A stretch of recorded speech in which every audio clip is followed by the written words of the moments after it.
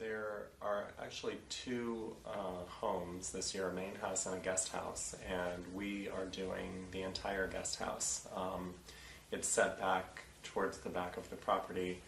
It formerly was stables and caretakers' cottages. Total is about 1,700 square feet back here.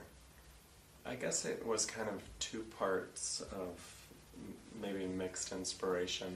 I'd say on the first hand, it was the kind of English country equestrian feeling that the property has.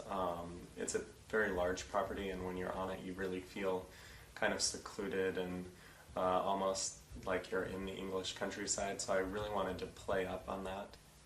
Yeah, the Western influence kind of is derived from the fact that this used to be a barn.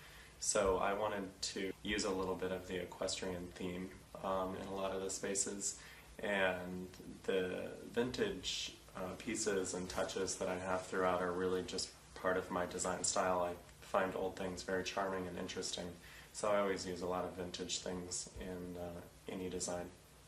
The other thing that we really wanted to accomplish was to make this relatable to the average person that's walking through the house.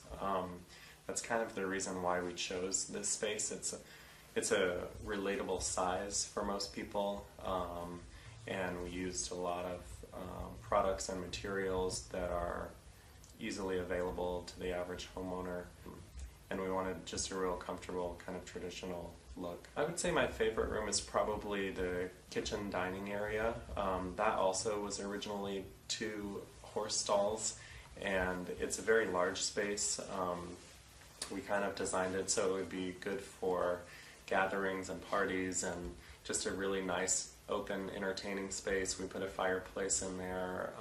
There's a great built-in banquette for seating, bar, lots of cabinetry. There's also, probably my favorite thing in the house is the kitchen backsplash, which is from my new stone line that's coming out this summer.